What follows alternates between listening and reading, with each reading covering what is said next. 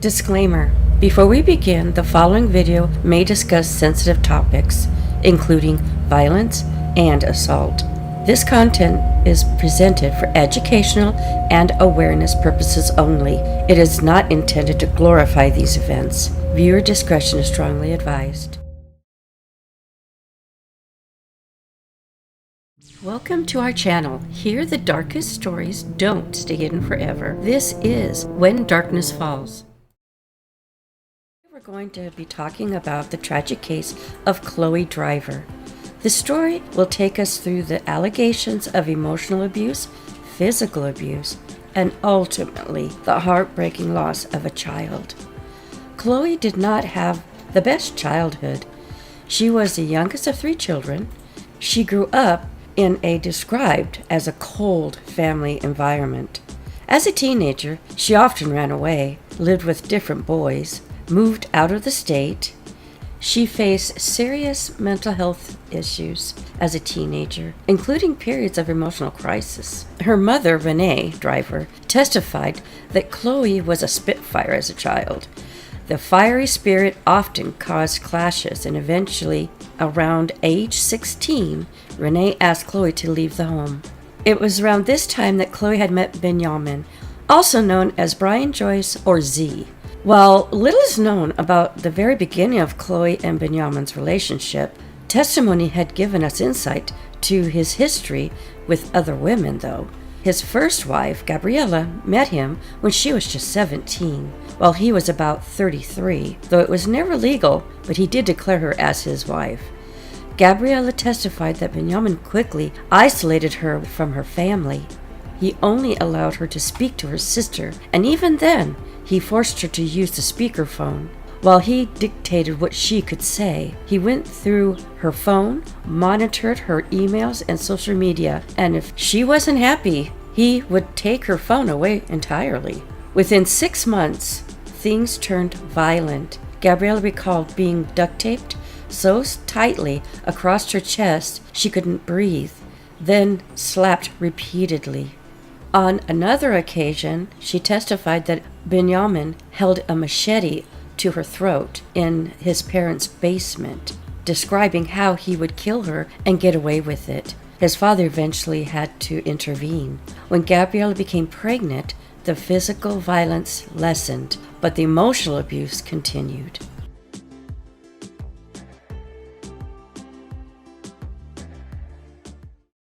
One of Benjamin's close friends, Jason Spillers, testified about an unusual practices of their polygamous group. He described how they would follow a vegan diet practice, dark therapy, by blacking out the windows and meditating in complete darkness, and even engaged in rituals of drinking urine, something they would believed that would get them closer to health and a higher spiritual state. Jason also testified that Chloe and Benjamin experimented with CBD to help with Chloe's mental health struggles. Detective Cruz later testified that Chloe had said this is when her paranoia began. On the day before Thanksgiving, Sandra Torres, a stranger to Chloe, testified that she had witnessed 2 men chasing a woman who was running and yelling, saying, "They're kidnapping me, and they have my baby." Sandra recalled Chloe pleading, "Help me, call my parents, don't let them take me." Benjamin tried to explain, telling Sandra, "Don't worry, she's having a panic attack," but Sandra didn't believe it. Sandra said that she knew what panic attacks were like, and this wasn't it. What Sandra saw next was terrifying. Chloe was being dragged to a car screaming and fighting, and as another woman brought out baby Hannah. In the chaos, Sandra tried to intervene, reaching into the car for the keys, but Benjamin struck her with his car, injuring her knee before speeding off. And then, violence turned toward her. Sandra testified that Benjamin's friend Peggy betrayed her for helping Chloe. Then Jason punched her in the face, breaking her eye socket and orbital bone. Jason later admitted guilt, but tried to claim Sandra was the aggressor. And he lied about that while he was testifying in Chloe's case. Are you ready to hear the baby now? I think this she's sitting there still. I sent her pictures. They're coming as fast as they can, but we're going to try and do something before they get there. I need you to listen to me and do what I'm asking you, okay? I need you to go in there where the baby is at, okay? Yep. Okay, are you in there now? Yes, he's trying to blow air in her mouth. Okay, is she awake? I don't believe so. Her eyes are opening. Okay, is she breathing? Her eyes are open. And she's still making little noises. Her heart keeps jumping, and she's making little noises. On December 8th, 2020, Jason rented a U-Haul for Benjamin and his wives. They stopped at a friend's home to collect belongings. At some point, Chloe secretly went downstairs and retrieved a knife. Moments later, Jason heard a scream so terrified he knew something was horribly wrong.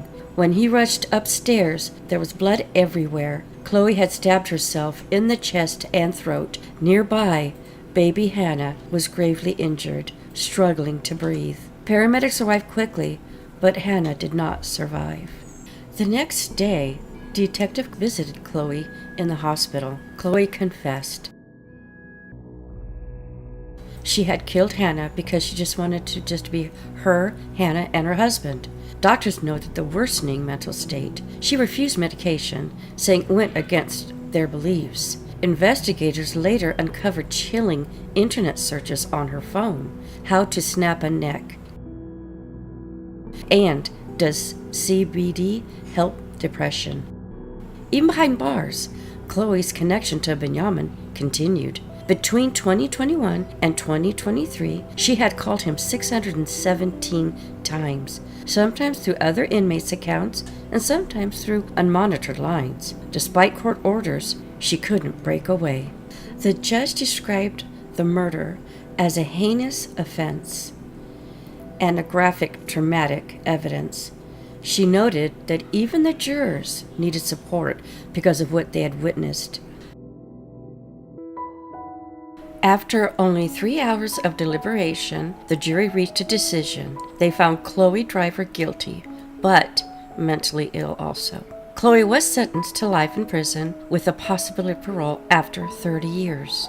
This is a heartbreaking on every level. It is the story of a young mother caught in cycles of abuse, a woman who reached out for help but was never fully heard, and a child who paid the ultimate price for that. Her attorney emphasizes that her mental illness difficulties and the trauma she endured.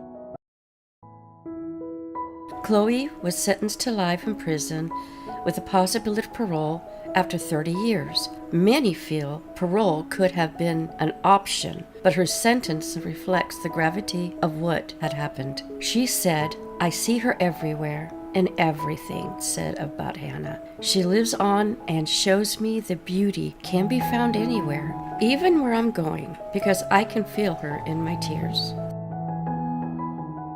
Thanks so much for tuning in to another case. Until next time, stay safe, stay cautious, and remember, lock your doors. Take care. Bye for now.